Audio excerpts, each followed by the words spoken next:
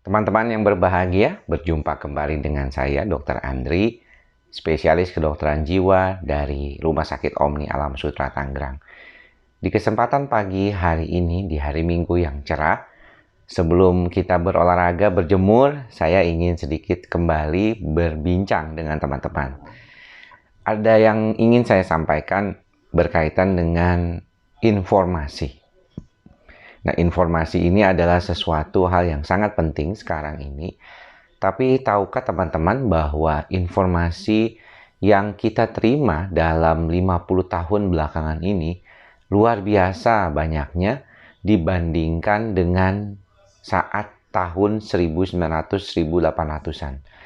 Jadi ketika kita melihat bahwa dunia ini sudah semakin tua, tetapi semakin lama kita bisa mendapatkan berbagai macam informasi, termasuk informasi mengenai gangguan kejiwaan dan penyakit-penyakit medis lainnya.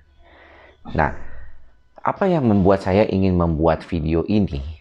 Karena saya ingin menginformasikan juga kepada teman-teman untuk berhati-hati dalam mendapatkan informasi.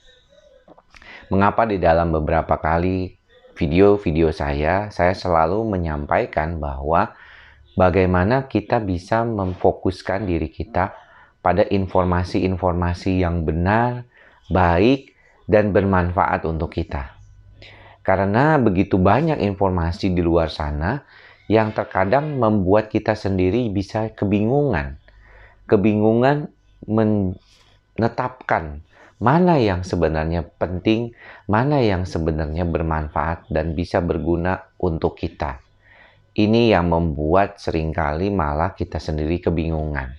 Contohnya misalnya ketika kita mengalami gejala-gejala psikosomatik. Gejala psikosomatik itu seringkali mengenai berbagai macam tubuh kita. Dari ujung kaki sampai ujung rambut. Dan ketika itu terjadi, kita saat ini dimudahkan dengan adanya website, googling, dan segala macamnya. Akhirnya kita googling gitu ya, di Google. Misalnya, kita bergejala sakit kepala. Kita googling di Google. Apa nih penyebab sakit kepala? Wow, ternyata nomor 1 adalah kanker atau tumor otak. Langsung kita takut setengah mati. Karena latar belakang kita bukan dokter, jadi apapun yang ada di dalam hasil googling itu kita terima. Ya, kita tidak saring lagi. Ya udah, berarti inilah yang benar. Kemudian di dalam saran itu dikatakan bahwa Anda harus melakukan ini, itu, dan ini, itu.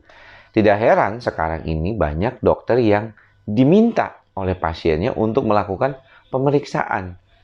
Jadi bukan dokternya yang memberikan saran pemeriksaan kepada pasien, tapi pasien minta untuk diberikan pemeriksaan-pemeriksaan tertentu berdasarkan apa yang dia lihat di Google. Nah, ini yang menyatakan pernyataan tadi di depan bahwa begitu banyaknya informasi yang bisa kita dapatkan saat ini, apa yang kita mau semuanya ada, kita tinggal cari, mau di Google bisa, mau di YouTube juga bisa. Semua informasi tersebut akhirnya menjadikan kita penuh informasi, tetapi malah seringkali membuat kita bingung. Bingung dengan apa yang perlu kita tampilkan, ataupun bingung dengan apa yang perlu kita ambil dari apa yang didapatkan dari informasi tersebut. Jadi, kalau demikian, lalu bagaimana sebaiknya? Ini yang harus kita perhatikan. Saya sebagai dokter ahli di bidang kejiwaan dan juga mendalami psikosomatik, fokus saya saat ini memang lebih banyak ke psikosomatik. Jadi saya mendapatkan informasi dari sumber-sumber terpercaya. Misalnya dari American Psychosomatic Society, dari European Association of Psychosomatic Medicines, kemudian juga dari buku-buku textbook psikosomatik ya yang terbaru, dan juga dari jurnal Psychosomatic Medicines dan jurnal Psychosomatics. Jadi saya memang memfokuskan pengetahuan saya pada hal-hal yang sifatnya mendukung. Dan kalau misalnya pun ada, karena saya punya dasar terkait dengan kedokteran, maka saya bisa menyaringnya. Bagaimana dengan Bapak Ibu? Saya sih sarankan kalau misalnya ingin mendapatkan informasi, sebaiknya dari informasi yang diberikan oleh website-website terpercaya. Memang sekarang ini banyak website-website terpercaya yang dikhususkan untuk pasien. Karena kalau misalnya kita mendapatkan website yang dikhususkan untuk profesional kesehatan, berbeda. Di luar negeri, kalau di Amerika Serikat, misalnya suatu perkumpulan, yang contohnya misalnya American Association for Anxiety and Depression, itu dia punya website itu ada 2 akses. Satu untuk awam, satu lagi untuk profesional di bidang kedokteran. Nah, ini bisa membedakan ya bagaimana caranya mendapatkan informasi ini. Karena mungkin bicara dengan awam terkait dengan gejala dan keluhan berbeda dengan berbicara dengan tenaga medis untuk yang sama keluhannya. Jadi kalau Bapak Ibu bisa tadi diumpamakan seperti sakit kepala, kemudian bisa berasumsi bahwa sakit kepala itu adalah akibat dari tumor otak, maka kalau seorang dokter tentunya tidak langsung berpikir itu tumor otak. Bisa saja apa yang dialami adalah merupakan tension type headache atau sakit kepala karena tegang gitu. Karena apa tuh? Karena kecapean, karena stres, kurang tidur gitu ya. Itu bisa saja terjadi. Jadi bukan langsung ke tumor gitu.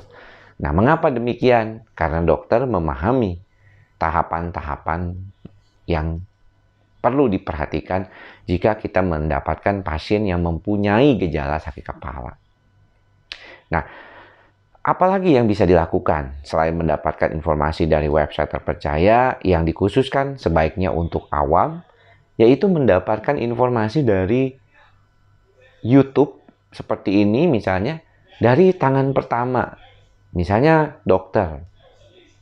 Ya, mengapa saya membuat video YouTube dan tetap membuat video YouTube walaupun sudah 10 tahun belakangan ini? Tidak mundur ya, tidak seperti beberapa video konten kreator yang lainnya.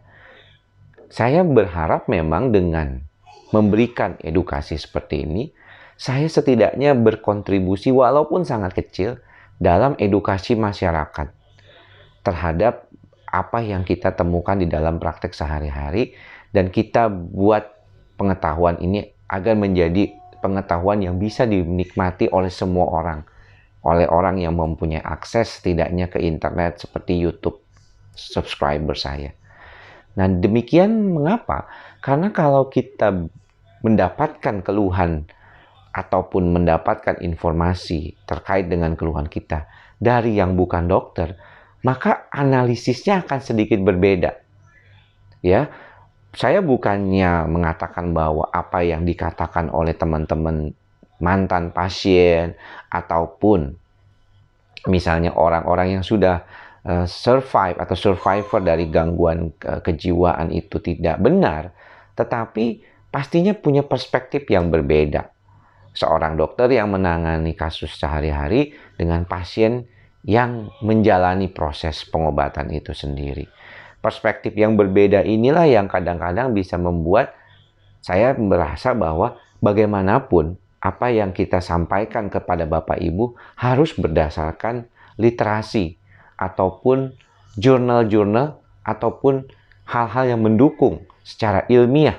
Ingat, secara ilmiah, khususnya ilmiah kedokteran. Kenapa? Karena itu sudah diuji coba, bukan berdasarkan testimonial saja.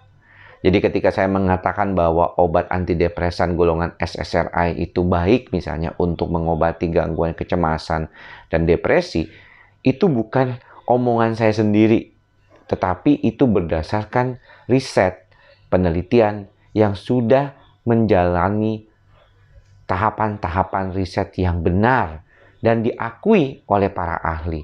Sudah dipublish atau diterbitkan di jurnal sebagai sesuatu hal yang bisa dipertanggungjawabkan. Jadi bukan sekedar testimonial. Misalnya saya menggunakan barang A dan menjadi lebih segar. Belum tentu. Karena kalau dia belum terbukti secara ilmiah, maka orang lain belum tentu bisa sama hasilnya. Ya, yang sudah terbukti secara ilmiah saja belum tentu sama hasilnya. Ya, ada efek samping, mungkin ada namanya adverse events, di mana kejadian efek samping itu hanya terjadi pada orang tersebut, tetapi tidak pada orang lainnya. Jadi demikian apa yang bisa disampaikan kepada Bapak Ibu terkait dengan pencarian informasi. Carilah informasi yang terpercaya, yang bisa dijadikan bahan dasar Bapak untuk membantu diri Bapak sendiri. Tapi jangan berlebihan atau berasumsi berlebihan, karena informasi ini bisa sangat berbahaya sendiri buat Bapak kalau misalnya diolah secara tidak benar. Yang kedua, carilah informasi yang berdasarkan literasi ilmiah dan bukti-bukti riset yang sudah terbukti secara klinis maupun secara penelitian.